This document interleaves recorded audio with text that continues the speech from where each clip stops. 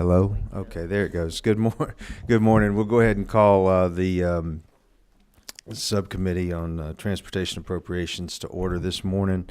I have, if you will, Chuck, would you open us up in a word of prayer? I'd be happy to. If you'd please pray with me. Dear Heavenly Father, we thank you for this day, this time together to work on the issues important to the citizens of Georgia. Help us to always remember to love you with all of our heart, soul, and mind, to love our neighbor as we love ourselves, and please direct our actions as we work here on Capitol Hill. In Jesus' name, amen. Thank you, Representative Efstration. We will be hearing today from on the Governor's amended 2020 FY 2020 budget. We're hearing from Commissioner McMurray. Thank you so much for being here. We'll also be hearing from ATL, Serta, and Greta. So, Commissioner, the floor is yours. We'll hear what you have to say. Thank you, Mr. Chairman, ladies and gentlemen. We will bring up the FY 2020 Governor's recommendation, and I believe you guys have a handout from us. I'll try to go through that and cross-reference back to your tracking sheet as we go. The first, on the second slide, I'm just going to give you a little bit of a federal update, even though this is a FY 2020 state budget presentation. I just wanted to update you on the federal component of that and remind you that the federal share of transportation funding for Georgia is about $1.2 billion.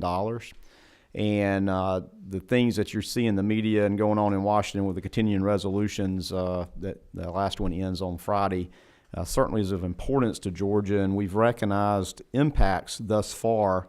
During the previous shutdown, it certainly had an impact to our projects. And if you look on that slide, you can see the projects we had to defer because of the absence of federal funding. But in January, $32 million, about $63 million in February, and March is about $81 million. We're continuing to have small lettings, construction lettings during those months, and including March.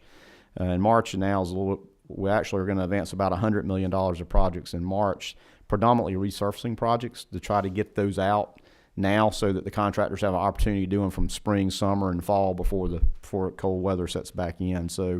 But I just wanted to highlight the other part of that, which relates directly to the state budget part, is up there under that first heading of federal funding. There's something that the federal government allows you to do called advanced construction, and it's basically an IOU.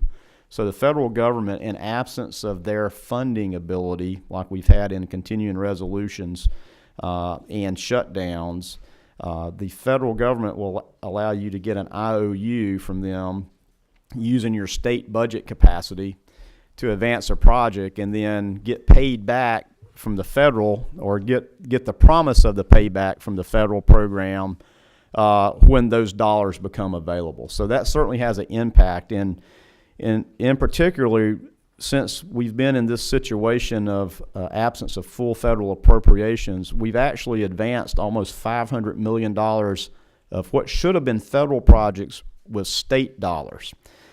On the slide, it shows 408. The reason it's not 500 is we begin to pay ourselves back is when this continuing resolution that goes through Friday came about. We started cashing in our IOUs, if you will. So we've driven down from about $500 million to $408 million. And I just will remind you that that's important, because as you deliberate and look at the FY20 budget, and we're living in the amended 19 now, that's using capital maintenance and capital construction dollars out of our state program to sort of prop up the federal program while we're sort of in this unusual point in time.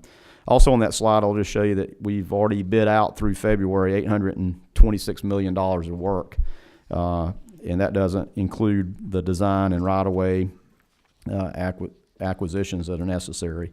The other thing, just during the shutdown, so you're aware, during the shutdown itself, with some of our small rural transit providers had delayed payments or reimbursements, which constitute statewide about $3 million a month. So that's back on track, trying to make them whole. But just know that there is a transportation impact should there be another shutdown or lack of full funding. So we're hopefully that full funding will come forward federally, which then gives us a lot more comfort and ability to deliver the projects when we need to deliver them to our public. So let's flip over and really jump into the meat of FY 2020 on the next slide. And you'll see that the total motor fuel and fee component totals about $2.119 billion, with the biggest component of that coming from motor fuel, which is $1.9 billion. The transportation fees are total about $193.5 million. That gives you that $2.119 billion. So that sort of gives you the top. And this bar chart I always like to show you because it sort of aggregates the budget categories that we have in the state budget into big buckets. And I think it shows you really good where the dollars are being utilized, with 48% of those being on that first bar chart of capital projects. And under capital projects, that's capital construction as you think about a construction project, also capital maintenance being resurfacing, pavement rehabilitation, things like that. So that's what constitutes that. Also, a little bit of that is something called local roads administration in your state budget. And that's where we actually have to, again, the federal program is reimbursable. I have to underscore that. Federal government doesn't send us a big bucket of money or a check. We have to pay it first and then get reimbursed. So local roads administration is when a local government delivers a federal aid project. We actually have to budget for that, to pay them, and then get a reimbursement federally. So that's what constitutes the 48% of our budget is advancing capital projects, be it maintenance or capital expansion. Next is general operations at 11%, and general operations constitutes several budget programs. The administrative program of what you normally think of HR and accounting and all those kind of things that have to be done.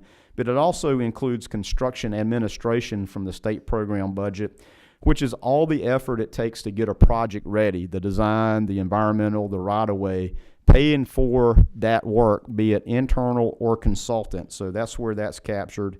Also under general operations is the data collections office, which is a lot of federal mandates of how we keep up with road miles and city street miles, county road miles, a lot of reporting that's required out of our data collections office.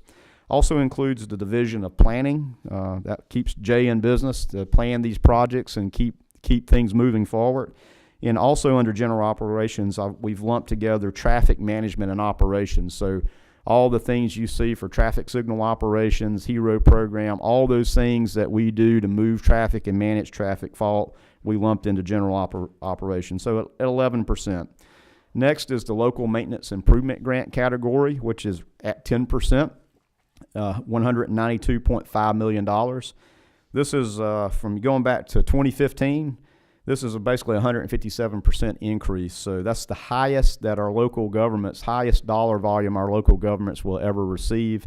And I'll remind you that they receive that on an equity formula basis on population and lane miles. So that is directly goes right back out to your cities and counties across your districts. All they have to do is to simply apply for their list to get their pro rata share every year, and we send them the money up front. So we're a little more favorable than the federal government where it's reimbursable. So we send them the money up front so they can do the work, and then all we do is follow up to make sure they bill what they said they were going to bill. So great program, and I have yet to hear a city or county complain about what they're receiving in LMIG and how fast they're receiving it. The next category is another pretty big budget category. 21% goes into routine maintenance or preventative maintenance. About half of our staff falls into this category as well from the maintenance operations side at $443 million. This is what we do to take care and keep the state of good repair on roadways. About 50% of our routine maintenance is outsourced, so we use a lot of contractors now, and this is something that we've only been doing in the last few years as this budget category has grown to keep the state of good repair. To contract for things like filling cracks, patching potholes, clearing vegetation, repairing guardrails, putting stripes on the road, all those kind of things. So great use of those dollars. Next category is payments to CERTA at $100 million, and you'll certainly hear from Chris Tomlinson next. But I will remind you that there's really three sort of main categories, and when we look into payments to CERTA as to what that constitutes. One is sort of funding CERTA operations for the tolling part as we stand up these projects, and I'm sure Chris will talk about that. Funding the GTIB, the Georgia Transportation Infrastructure Bank, at $12.99 million goes to the GTIB program, which is a grant program and a loan program. I'm sure Chris will say we'd like to have more loans than grants. Usually in the banking business, you do better with loans than giving money away. So, but anyway, a great program, but just know that we fund that. And then lastly is debt. And so CERTA handles the department's debt, both federal and GRB. And out of that $100 million, about $26.5 million goes to match federal debt, so what we call GARVI debt, and about $53.7 million goes to GRB debt. So just that really totals up to the $100 million or so you see there. And we actually use those transportation fee components to try to pay our debt service down, which frees up the motor fuel money to do capital projects. So again, just a good representation of sort of where the dollars are expended. And lastly, you can see GO bond debt is at 5%. So that constitutes what, again, sort of, paying the bills that we have. On the next page is a condensed version of what you have in your tracking document, and we'll just highlight the things where there was changes over the base budget from amended FY19. In the first category is that capital maintenance program, a $32.6 million add to capital maintenance, which brings the total recommendation to $198 million. And just as I said before, in these continuing resolutions that we're dealing with federally, these dollars will help advance projects in the absence of federal funding to pay it forward, doing that advanced construct. And it also helps reaffirm that we're putting about $400 million a year between federal and state to advance capital maintenance projects, state of good repair. And I remind you that all federal, not all, but most all federal programs require 20% match. So out of that $1.2 billion federally, it goes through about 11 programs, but you have to match. You have to put a match with that, and so sort of the state funds match that. We try to use as many federal funds as we can on capital maintenance because it's a little easier to get those projects out the door than the other projects. Next, where the change is in department admin, a $1.55 million add to help some of our IT expansion. As you know, big data is everywhere, and we have a lot more data needs and management, so IT support. And also that we have part of that's going toward our internal audits. We have internal audit office that does audits of our contractors and consultants, but also audits us internally. And so we're trying to outsource some of that work and also add a new software platform to be more efficient in how they do their business. So that's what constitutes the $1.55 million add in admin. The LMIG adjustment is $3 million, and that's just simply because excise increased, and that's at a 10%. Again, 10% of the excise constituted a $3 million add. And then planning, $200,000 goes into planning to, again, help match federal funds for planning and also to do different planning studies, which is important. Next is routine maintenance. As I talked about, the importance of routine maintenance is $976,000, and that will all go toward contracting. Again, trying to use small business, veteran-owned, and DBE businesses into contracting to do preventative and routine maintenance activities. Next, you'll see a small subtract from CERTA there, which is really a fund source swap. As I mentioned before, we're able to swap fees for motor fuel because we had more motor fuel. And so we're putting our fees toward paying to CERTA. And again, that gives you, if you look at the bottom line, you can see payments to CERTA of the $79 million. If you add the 23, then that gives you that little $100 million that I talked about before. And so that's sort of the changes. The other programs did not have any adjustments or enhancements to those. Now that's the motor fuel and fee component. On the next slide is the 2020 intermodal budget, which I remind you is general obligation funds. The recommendation is for $18.8 million, an enhancement of $360,000. And let me tell you how that enhancement's going to be used. First, that enhancement recognizes the governor's 2% recommendation for retention and recruitment of employees. And so we put 2% in for that. We have about 35 people in intermodal, full-time employees. So that will go toward, part of that will go toward their pay increase, which is about $25,000. The next add, the biggest probably add of this, is about $221,000 that will go for the rail program to do a bridge inspection analysis of all the state-owned rail lines to do an inventory of bridge condition of the state-owned trestles out there for the railroads. We need to really get our arms around that such that we can make better decisions in capital investment or bond recommendations to this body and others about what we need to do to keep the state of good repair of our trestles in place. On the side, I have a really good news story. Is the federal government just awarded us a $2 million grant for the Heart of Georgia line to replace ties and ballast and do some structural work on some of the trestles. Many locations on the Heart of Georgia line is down to where they have to go really slow, and we can get up to about 12, 15 miles an hour in the future and save about 90 minutes off a 12-hour trip. So very, very good to have this program. It's called the Consolidated Rail Infrastructure and Safety Improvement Grants, and that news is just breaking, so we're excited to have that. The last ad in the intermodal is for $121,000, and that sounds like a lot, but we're needing to add a staff person to work on the Savannah Harbor expansion project.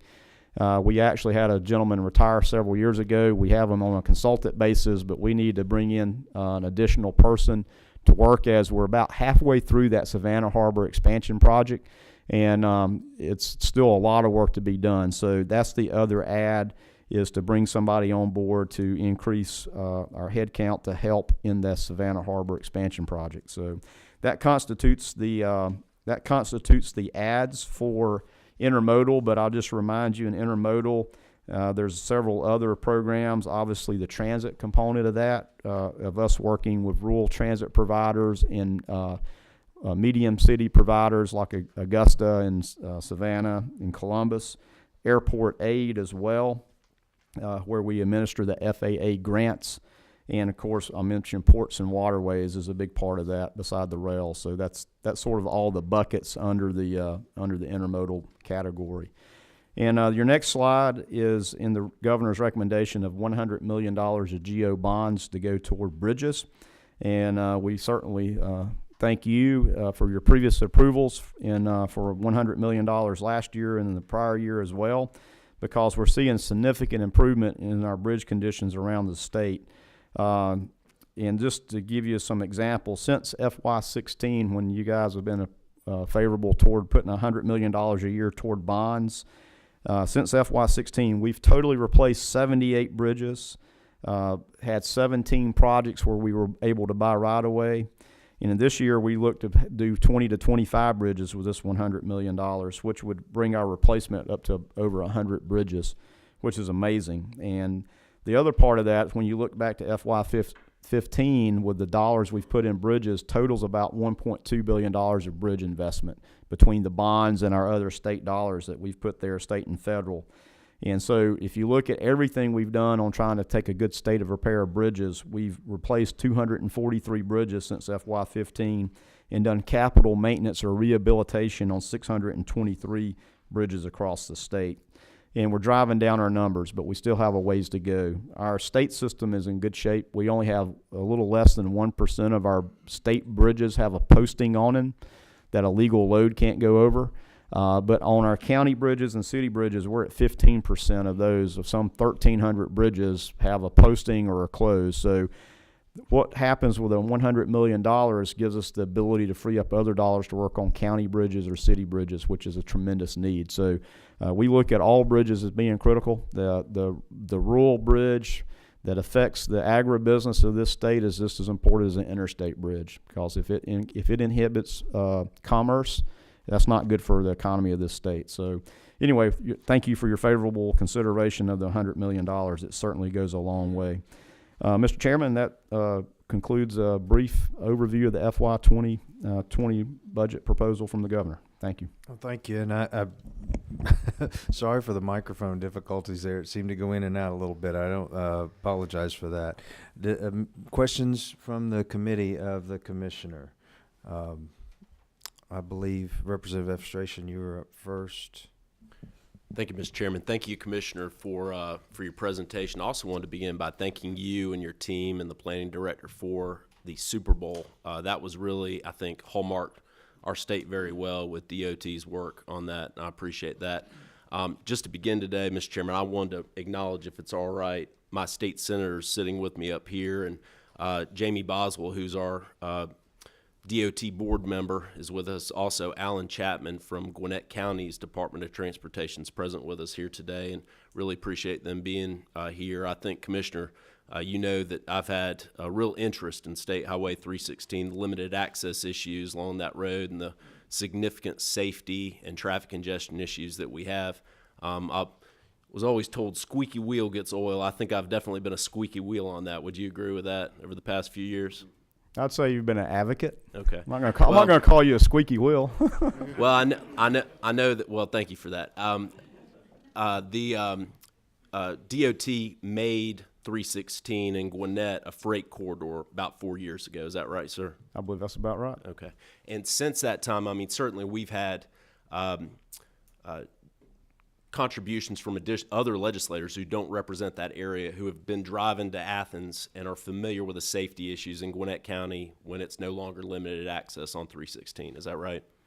There's certainly a lot of support for improving 316, including ours. Yes. Commissioner, you were kind enough to come to Decula over 2 years ago for a town hall established by Senator Martin discussing the issues, and that was well attended, wasn't it? Yes, it was. It was a good night.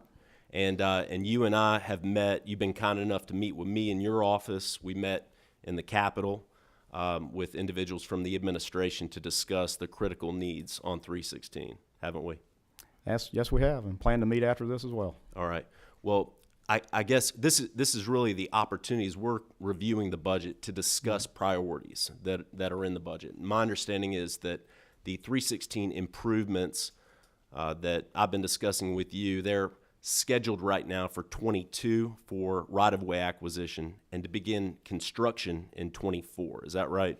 Well, there's several projects, and I think the ones you're interested in fall in those timelines, and we're certainly actively underway in the design and development of those projects to try to meet those timelines. Yes. But the dates I've given are correct. Is that right? Depends on what project you're talking about. There's multiple projects, and they all hit on different timelines. But within the between now and I think 2024, the majority of those projects are scheduled and planned and budgeted for in those years. All right. My last question is a little bit compound, but my understanding of LMIG is that we're leveraging local dollars. Locals put up some money, the state puts up some money, and that way we get projects done quicker. And my question is, isn't it true that, I guess in that same spirit of leveraging local dollars, that Gwinnett County has come up with $60 million for the Harbins interchange through SPLOST money, an additional $4 for the Hurricane Trail to 29 area, and so Gwinnett County, a lot of local money's been contributed to interchanges and improvements needed on a state highway. Isn't that true? Certainly Gwinnett has been a great partner, and they've taken on the Harbins Road interchange, and we're working in partnership with Gwinnett on the design of all these other interchanges. I remind you that all the Gwinnett County interchanges on 316, I think total about $400 million, something like that. And the ones in particularly from US 29, I think if your point of interest, US 29 back to the west, back this way, probably is in the $150 million range for those. So just to give you some perspective of, cost of projects. Thank you. Is Representative Dickerson, you had a question? I do. Thank you, Mr. Chairman, and thank you, Commissioner, for the good work that you do. I've been an advocate for Highway 138 in Conyers, and I would love to see those Bulldog fans go up and down 138 without the traffic congestion that we have. So I would like to know if that can be a priority, because it's been put off quite a few times. And I can remember years and years ago when the DOT bought the right-of-way for businesses on 138, and now they have other businesses there, which they're going to have to buy those right-of-ways again. So I would really love to see that happen sooner than later, because it is on game days, it is a traffic congestion and a traffic mess. That is my first question. The Okay. second question is, And if just you to don't mind, just to respond to that, I know we're actively working on those, and those projects, as far as I remember, are in the TIP, which is the Atlanta Regional Commission's physically constrained next 6 years will work. So I don't know off the top of my head, but we can get back to you. But work is actively going on that project. I would really appreciate that. Also, could you give me the staff person's salary again on the Savannah Harbor, because I know that's important? Yes, the actual salary range is we have it about $75,000, but by the Okay. time you put the fringes and insurance and all that, the budget, the line item in the budget, well, it's not a line item, but the budget amount's about $120,000, I think. Thank you. All right. I'm trying to know who's lit up first here. Is it Chairman Hitchens? Thank you. And I really don't think, Commissioner, I'm a squeaky wheel, but the lady whose place I took in the legislature, who's now on the Transportation Board, takes great pride in being one. And I just wanted to commend you. You know, my district probably gets as much funding as any district in the state with the harbor and I-16, I-95, and all the work you're doing there. Jimmy DeLoach, I saw with the Undersecretary of Transportation, made some very positive comments when they were in Savannah the other day about Jimmy DeLoach and all the things that have been done. But I also represent the Savannah International Airport, the Savannah Hilton Head, and there's some concern there about some of the funding, and I'm not sure of the numbers, but you know, they also have Gulfstream Aerospace there that uses that runway extensively. The 165th Air National Guard squadrons there. The Air Dominance Center for NATO is there. That you know, fighters come in from all over the world to practice there. We have a airspace offshore there on the ocean that they all use that nobody else can. So it's the only place in the world where they do it. But I looked at the budget here in intermodal, and it looks like there's 18 million. And I understood there was quite a bit more last year, and I just wondered if there was some reason for, you know, as it shows on here, it's not much of a difference. And I don't know whether the money was federal or I thought there was about 44 million there last year and about 40 for airports and the runway extensions. And So there was an ad last year for runway extensions to bring, I think it was between 10 and 13. Well, I think we started around 13 or 14 airports to bring them up to 5,000 feet, and that was an ad by the governor last year, again to focus on our runway extensions. And those projects, many of those some of them are complete, and many of them are well under construction. But that is the difference you'll see. okay. And so we sort of went back to the base, if you will. That's when we started back this year. We went back to the previous base. So that is a difference, yes. And doesn't some of that funding come out of House Bill 170 that we passed when Mr. Roberts was chairman of transportation over here? So intermodal is general obligation money, or just general fund money. And I didn't tell you this, but the 18 million leverages over 90 million of federal. So the largest share of these dollars are matching either FAA grants, FTA funding, or rail or SHEP. Part of that too. A big part of our budget actually pays for, as you know, pays property taxes in South Carolina. We own a lot of property in South Carolina where we have to dredge the material from the Savannah River and put that. So that's included in there as well. It's one of those little known facts that Georgia owns property in South Carolina. And I didn't know that until we got to talking about the port over there and found out that we actually owned the property. So. To your point about the airport in Savannah, I know Jay Roberts has met with them and not long ago and talked about some of the enhancements they are looking for, some interchange improvements, and off I-95, and there's no shortage of those kind of opportunities. Well, we appreciate it, and we appreciate all the funding and all the positive things that have been done there the last couple of years, and the contracts that have just been let. So it's really helped with congestion, and we look forward to and all the rail projects that are going on down there with the port. So thank you very much. Yeah, and thank you for mentioning the Undersecretary to Mr. Chairman. Last Friday, the Undersecretary of U.S. Department of Transportation paid a visit to Savannah on the heels of the President's State of the Union when he talked about infrastructure and coming together on infrastructure.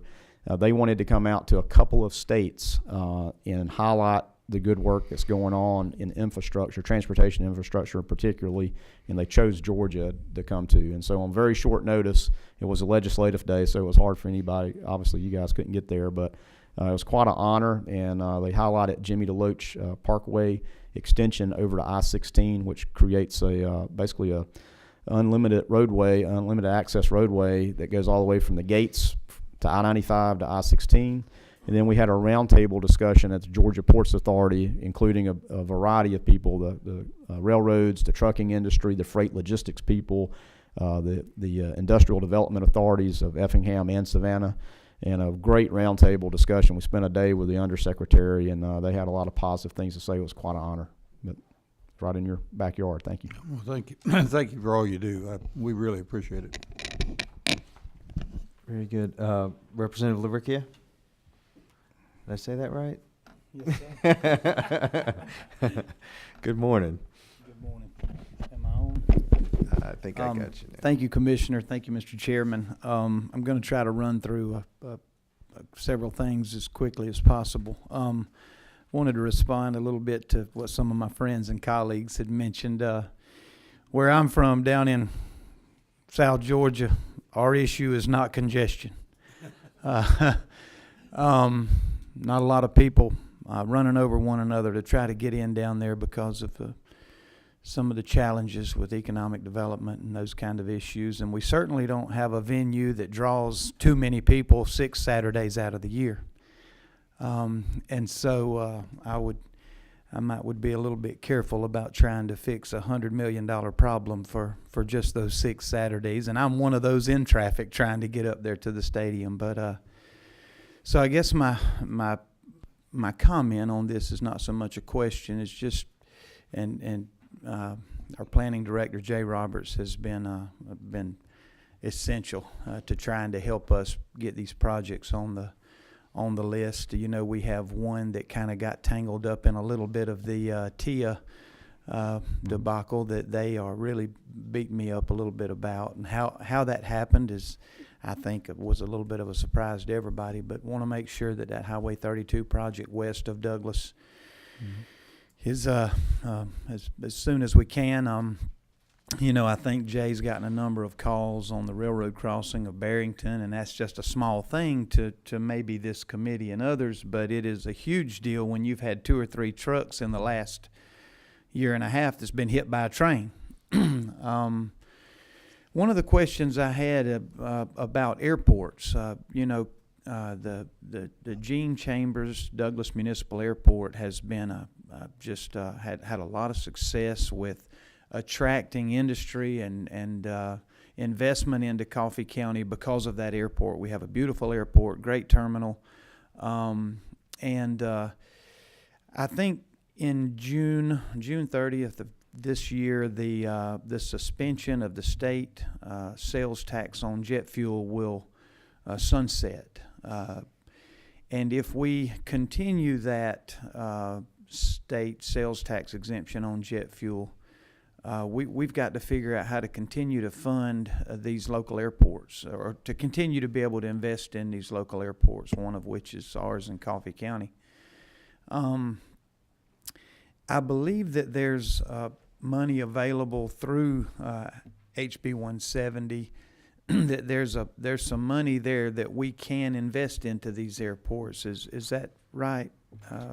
Of that $200 million, some of that can be used to fund airport projects. Is that right? So the back to the HB 170 legislation, the fee components were sort of like the TIA language for transportation purposes. So a little bit differently than excise, where it's statutory or constitutional rather, that it's for highways and bridges and roads, if you will. So, but careful, let me go back to what I said, and I didn't highlight it well enough, that the fee component is paying our debt service. So we're using the fees to pay our debt to free up motor fuel so we can do projects like 32 and other projects, work toward 316, you know, projects that have even been articulated today, you know, 138. So we're using those fee components to help pay down our debt, which we still have over $2 billion in debt. So, which is a good thing. I mean, we're sort of hit that debt ceiling and are paying it down, but we're using the fee component to that. And to the point of the 1%, it generates somewhere in DOR, of course, is the experts on that, but I think it generates around 9 million or so. We're putting about 13 million in the airports. So there's, but to your point is, how do you fund airports and how do you bring more investment to airports? There's always a need. In fact, if I look through my notes, every year we have obviously an airport priority of what the airports submit of what they would like to have, and I'll pull it. I think the wish list, if you will, is a couple $100 million, and obviously we don't have that much available. Let me see if I can find it very quickly. So there's always, again, airport need, and a lot of the airport need is not federally eligible. The basic maintenance, preventive maintenance, all those things, again, are maintenance is not an eligible activity. Capital expansion is, but oftentimes maintenance is not. So don't know that I can lay my hands on it quickly. Oh, I got it. For this fiscal year, $233 million in applications, and again, it's a 5% state, 5% local match on FAA dollars. But like I said, a lot of those things are not federally eligible. So local airports have needs as well. Mr. Chairman, may I follow up just kind of? And so just wanted to clarify why I asked the question was not because I felt like you were not helping. It just kind of some concern about if we continue to suspend the state sales tax on jet fuel, want to make sure that our local airports continue to, that we make available to them some funding support and help for that. The last the concern, I guess, or question that I've heard from some of our DOT employees in my district and in that region was, we've, over the last couple of years, we've really worked hard. We've done pay increases for state law enforcement. Governor Kemp has put into his 2020 budget a $3,000 per year teacher pay increase, 2% for state employees.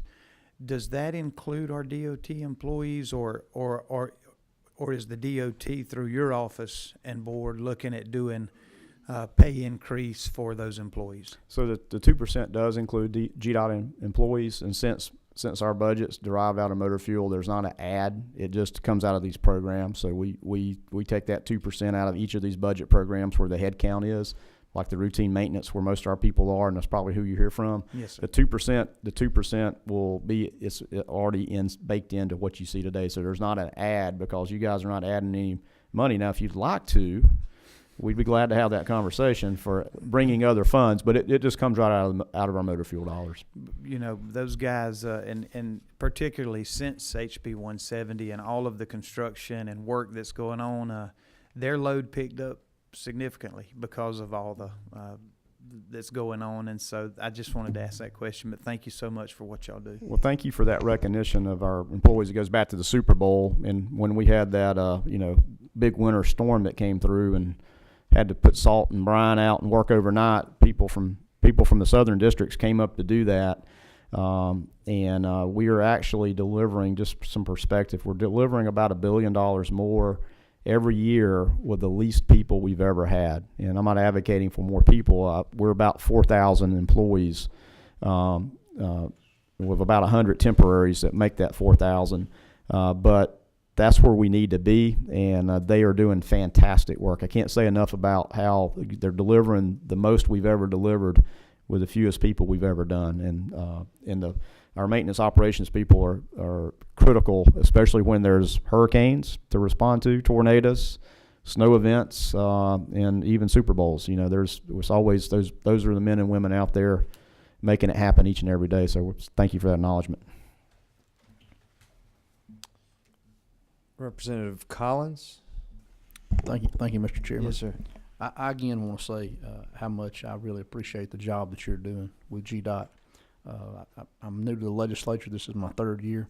My good friend for many years, Sam Welborn, my DOT commissioner, board member, was just a great asset. He spoke very highly and favorably of you. Kind of to play off what Representative Estracia was talking about, where you came out and looked at some areas in his district that really needed some help. I served in local government, was elected 4 terms in my little town there. We did not have such a good relationship with DOT because we have a project that we've been working on for about 40 years there. And my community has suffered because we put money in, the project was budgeted, DOT didn't meet their requirement. We had to re-engineer the whole project. So we've had hundreds of thousands of dollars that was wasted away. And, you know, we're not the only community in the state who has suffered that way. And yet again, the project was pushed back just a few years ago, and Jay's been kind enough to try to help us bring that back in the timeline a little bit. And, you know, folks back in the district continue to ask me about that, and I'm confident that we can bring that on in a couple of more years. But I would encourage you, as a matter of policy, that when these projects do get back in the hopper after local government has, you know, recommitted funds, you know, my little community spent over $1 million with a project that's going to have a total, I think, around $7 million. So, you know, there's skin in the game, but just some way make sure that your local governments don't continue to put that money out there and just waste it because of poor planning by the DOT. And I just encourage you to get to know some of these projects out there in the West Georgia area. We've experienced a lot of growth, as you well know, and that commute coming in on the west side, I-20, is a nightmare to a lot of people in my district. Not necessarily in my district alone, but further on out. And, you know, I think a lot of times we get forgotten about out there on the west side of the town because DOT is so focused on Fulton and Cobb and Gwinnett and DeKalb and some of those areas that we get kind of hung out there. And I want to make sure that we're not.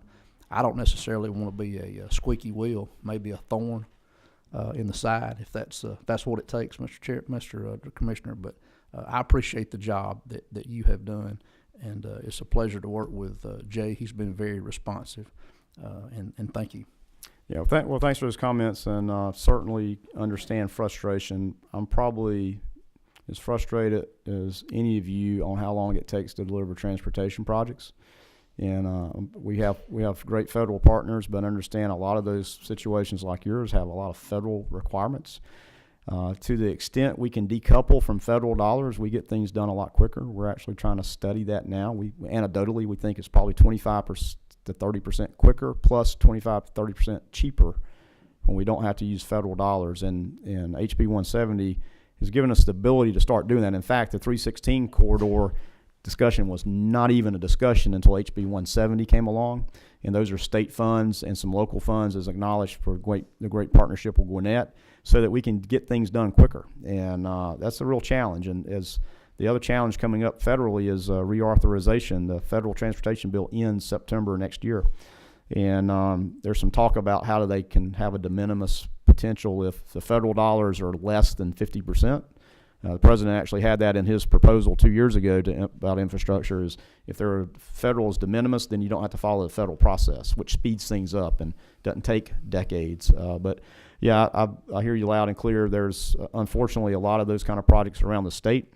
And as good as our budgets are, I've heard from almost all of you this morning that you all have additional needs that are not being met in a timely manner. So, it takes significant investment. And we do go through a prioritization process. The planning office, prioritizes. They look at things. The thorn or squeaky wheel or just being a great advocate. I'll stay with advocate. Okay, there you go. For West Georgia is certainly understood. And I would I'll take a little exception, but I hear you loud and clear that Georgia is a big state, and we're concerned about all of Georgia and not just Metro Atlanta. And I would tell you too, as a reminder, that there's an equity part of that called congressional district balancing of all 14 congressional districts. With Jamie Boswell being here and your board member now from West Georgia, Lynn Westmoreland, is they're making sure there's equity investment across the state. So that's an important thing as well. One more follow-up comment, if I may, Mr. Chair. Please. I want to follow on what Floor Leader LaRicchia was commenting there about the airport. Our regional airport, West Georgia Regional Airport, is such a big, asset for the region out there, not just necessarily my district. It's not even in my district, but that is a great resource for economic development and retention when you have that airport where these executives and board members can fly in if they're going to do a capital investment in your district or in the region. And so, I just want to say again, what a resource that is. The West Georgia Regional Airport is out there in that area. It is, and I actually visited it back before the end of the year and got some great opportunities. I mean, that is really poised to continue to grow and to drive economic development. One more from Chairman Hitchens. Well, when Representative LaRicca talked about the employees, I just felt like I had to speak up. As a 43-year state employee myself and somebody that worked with DOT for many, many years, a couple things astonished me. Number one, the pay scale for those on the lower end, those that are out there in the rain, the snow, and the sleet and get caught up and have to go all over the state for emergencies. And the second thing was I spent 12 years on the State Indemnification Commission. They pay families for primarily law enforcement, fire people from all levels of government who are killed in the line of duty or seriously injured.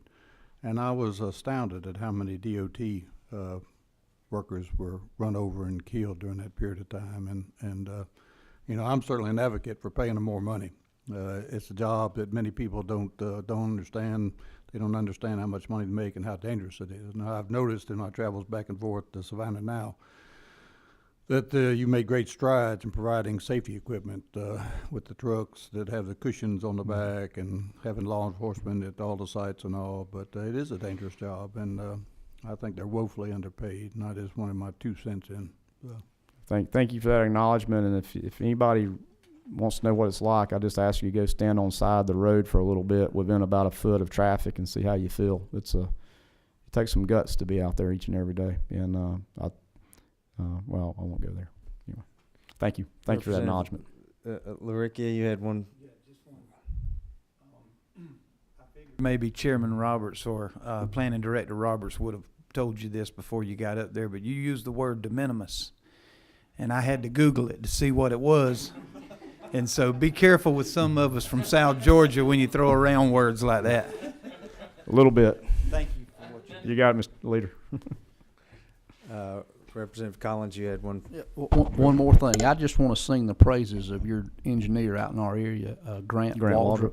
Thank you. Let me tell you something. We had a transfer truck that took down an intersection out there, and they rebuilt that intersection in about 10 hours. Okay. And kudos to him. If you had engineers all like that across the state, and I'm sure you do, they get the job done. I just want to give him a shout out there if I could. Well, thank you very much. I certainly remember that day, and they did a fantastic job. Thank you for that. Commissioner, I believe we have exhausted the questions. I appreciate you indulging us. My pleasure. And honestly, I know, no department is perfect. Nobody's perfect, but y'all do an awfully good job. And I think we really appreciate the work that you do and the work that your folks do and your board. So thank you for coming and presenting to us today, and we appreciate you answering our questions. Thank you so much. Yes, sir. Director Tomlinson, are you ready? Yes, sir. We'll turn it over to you.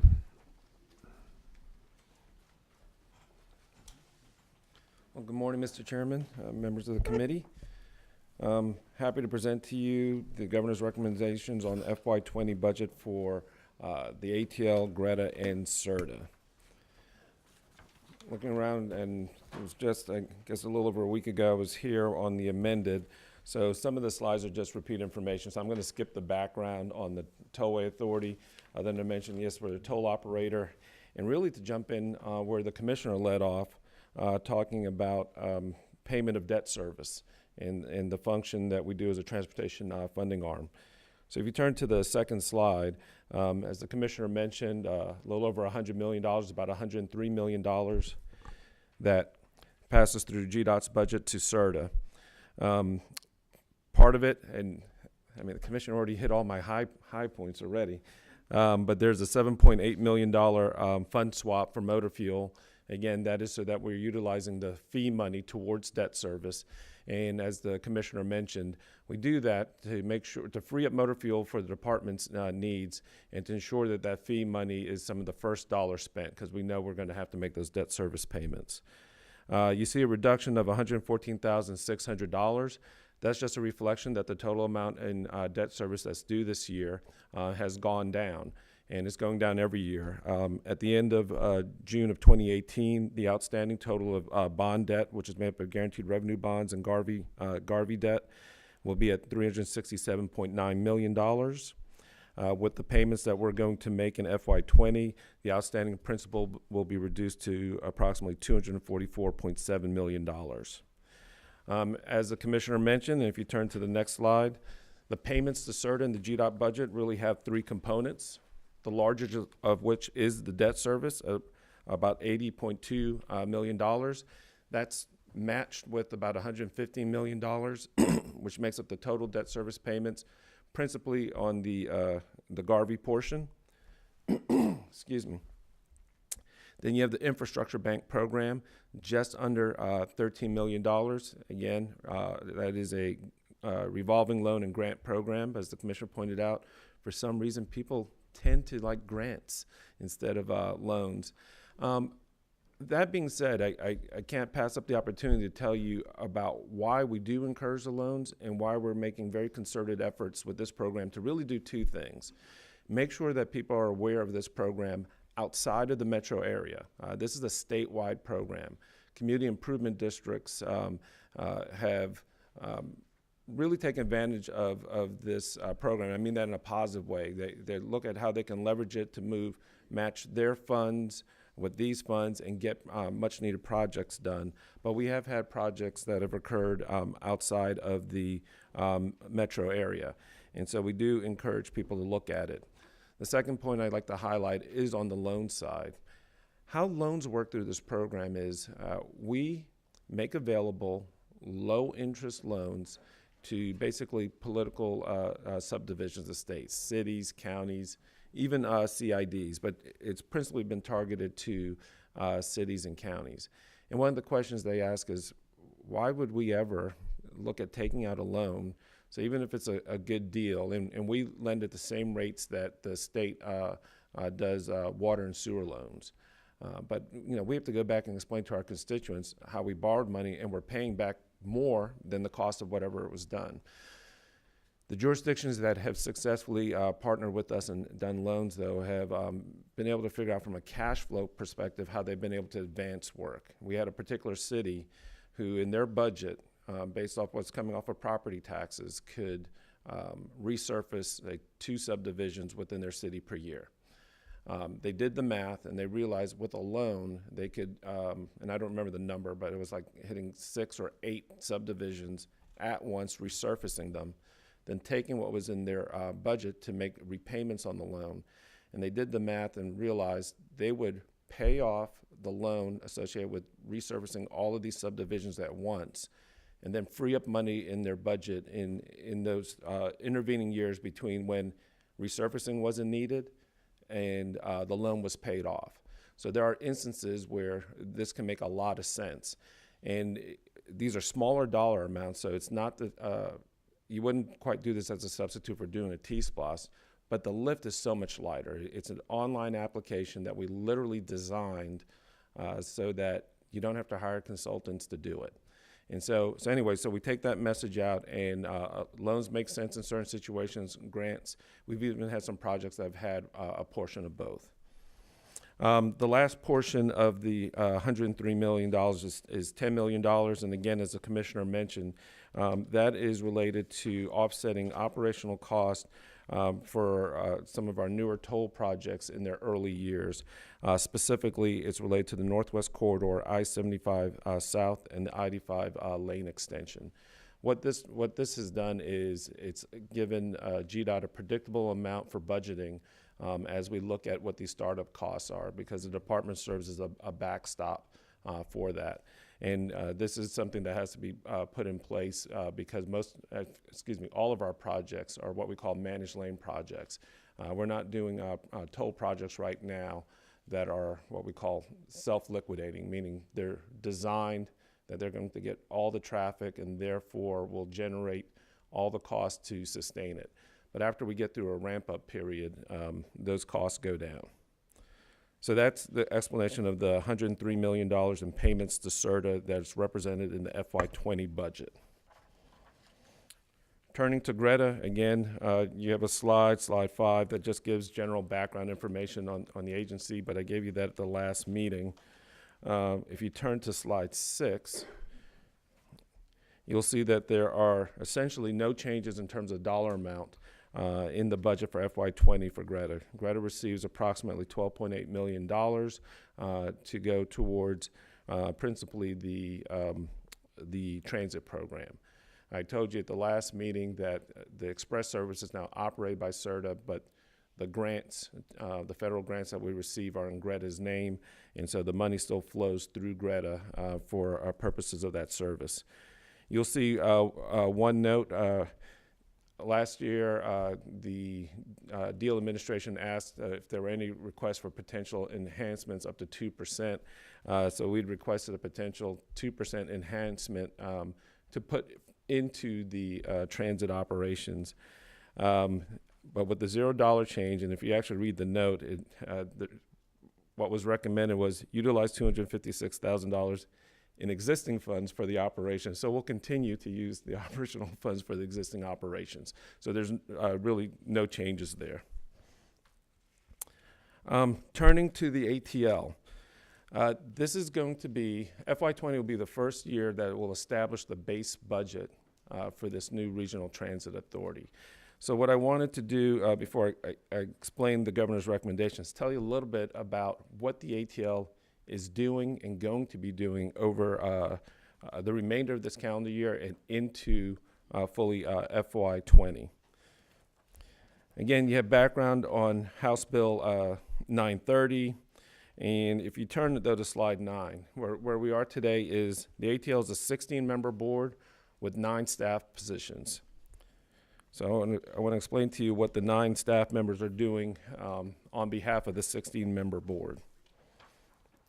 First and foremost is going to be the creation of the first regional transit plan. As I stand here today, we've already kicked off the transit planning development process, and that's going well. We hosted a meeting with transit planners from all over the ATL's jurisdiction. There's going to be 2 more workshops, and we're allowing these transportation planning professionals to design a planning process that will make sense. This is a precursor for actual development of the first ATL regional transit plan, which we plan to create and present for adoption to the ATL board later this year. And I'll show you a schedule in a second. The next thing that we're working on, and there were some very tight deadlines in House Bill 930, is regional branding. If you look on slide 11, the top 2 pictures are conceptual drawings. We are in the process, going through a collaborative process to determine how best to apply ATL branding to transit services in the region. House Bill 930 required MARTA to incorporate branding effective January 1 of this year. So the last picture at the bottom, and you literally may have seen some out on the street. If not, I encourage you to look next time you see a MARTA bus.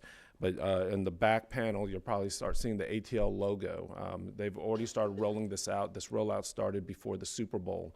In addition, all their station maps, rail station maps, now show the ATL logo in the upper right corner. Where we are now is in the process of determining how best to incorporate that branding into the state's own express service. We think it's appropriate that this state entity be the next to adopt the branding. But we're taking a collaborative process to that as well, and we're soliciting input from all over the region on that. The depictions that you see at the top, one shows a co-branding approach, which is similar to the approach incorporated by MARTA. The other is a potential rebranding, if you will, if we want to move away from the current branding to something that's full-blown just ATL branding. That would potentially have cost implications, but we're not here asking for any money. If we were to do something like this, it would be incorporated into new buses as they come in, because again, you get a free paint job when you buy the new bus. And so you could see actually a combination of co-branding on existing, which is really just adding a graphic, and then a gradual change of the fleet over time. Turning to slide 12, we're spending a lot of time working with our partners in various aspects. Just wanted to show you, we call this internally the NASCAR slide, but some of the different operators, both public and private, that we're reaching out to. You know, we're looking at transit in the broadest sense. Uber, Lyft, these scooters that are popping up everywhere. How do we incorporate all of this into a cohesive network in this 13-county region? So just want you to know we're working with all of them every day, and we're in the process of setting up some formalized work groups to incorporate that into the decision-making process. Slide 13 takes a lot of the things I just mentioned, but lays it out in a timeline. On the far left column, those are the official scheduled dates for ATL board meetings through the rest of the year, and some of the activities. So March 7th, upcoming board meeting, there's going to be governing principles for the planning process, and those are listed there. The Title VI plan approval is a key step so that the ATL can directly receive federal funding. And we're also looking at setting up ATL working group structures, which is going to include a new transit executives working group, pulling together all the agency heads for transit agencies in the region, incorporating them formally into the process of reviewing things that the ATL comes up with. By May, we expect to get formal approval of the transit planning process. And in House Bill 930, something for this, I'm sure would come back in front of this committee as part of a budget process. But per the bill, by September 1st of each year, the ATL board can submit to the General Assembly and the governor a proposed list for transit projects for the state to consider providing GO bond funding on. So that process would happen this September for the FY21 budget. And as I mentioned, either between September and November, approving the first regional transit plan. And then finally, due December 1st to the General Assembly is an annual report of the ATL, including an audit that looks at all the transit operation services. So needless to say, these staff positions are going to be quite busy, as well as the board. So against that backdrop, slide 14 shows the governor's recommended budget. The governor's recommended budget is just under $2.5 million. That $2.5 million, if you go to slide 15, gives you a breakdown. Personnel services, $1.49 million. That represents a salary budget of $925,000. Plus, again, as the commissioner was talking about, the state fringe percentage, this is something all agencies apply. That's nothing unique to the ATL, is 61.76% to cover all the benefits, et cetera. So that's how you get up to this figure. Regular operating expenses, IT expenditures, rent for space, and this contractual services really represents intergovernmental agreements between the ATL and CERTA for shared services. The ATL does not have separate HR, a separate IT department. It doesn't have a separate procurement or anything like that. Last slide. If you turn to the last slide, though, that's the state funding. And what I wanted to show you is how you go from a $2.5 million state budget. The ATL has the ability to leverage on a 80-20 basis federal funds. So we would look at taking the $2.487 million in FY20, leveraging that where you see it says other funds. These are funds that we believe will be left over from the amended fiscal year 19 budget. And we can use that as match to leverage up to $2 million in federal funds. So a budget, when you look at federal and state, of approximately $5 million, but $2.5 million of that would be for doing the work of the ATL. We look at most of that money in contractual services. It would be in the area of planning. It's how we are going to accomplish everything that I was talking about with that level of staffing. It'll be augmented with contract services, transit planning consultants, and the like. So that's an overview of the budget, and Mr. Chairman, I'm happy to answer questions. You have no questions. Thank you, Director. Appreciate the presentation. Thank you for coming back and being with us. Thank you.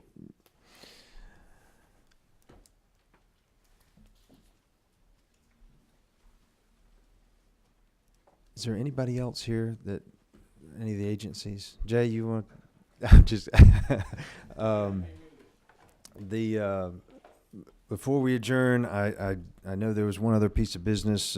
Representative Estration had asked for a couple of minutes to discuss an issue, and we've heard, I guess, a little bit about it already. So as brief as you could possibly be, Mr. Chairman, the floor is yours. Well, thank you, Mr. Chairman. I want to thank the members for indulging me for just a minute. I had some prepared remarks. I'm going to go off script just to be brief, but I believe I'm the longest member serving on this subcommittee. I was on this subcommittee when it was economic development and we did DOT funding. And I have never brought up a specific project in the past in this committee. And I believe that a data-driven approach is very important. We need a planning director who has a statewide view. We need congressional balancing to make sure that politically we don't have certain members who are getting all the money. I totally understand that. But I'd submit to you that if you look at the drastic needs that are sometimes needed in members' districts, that those members, it's their responsibility to bring that up to the DOT. It's their responsibility to make that known publicly. Otherwise, they're not serving their job. They're not doing their job to their constituents to represent that area. And I only do this after all the squeaking that's been done previously hasn't moved up the timeline. And I'm going to continue to squeak going forward unless that timeline is addressed. The assertion that, particularly from this governor's floor leader, that the only time people use 316 is on 6 Saturdays each year, I think I think we can do better than that in this committee. And I'd submit anyone who wants to come to Gwinnett on a morning or afternoon of any weekday and look at the Fence Road interchange and ask yourself if you'd want your family turning on that and seeing the dangerous stretch of highway there, the most dangerous stretch of highway I've ever seen, then they would understand why I feel this way about this. I look forward to meetings, but I know that unless we see some tangible results and timelines moving up, I'm not doing my job. And I would back up any other member who feels the same way about important projects for them. Thank you. Thank you. And thank you for being concise with that, Chairman. I appreciate it. Is there anything further from the committee? I don't hear anything. I just would like to thank again Commissioner McMurray. Thank you, Jay. Thank you all for being here. And Director Tomlinson, I know that we have done a great deal to stand up the ATL, and we've got a lot of work left to do, but we certainly appreciate your efforts and look forward to working with you as this process continues. Thank you so much. Without any objection, we stand adjourned.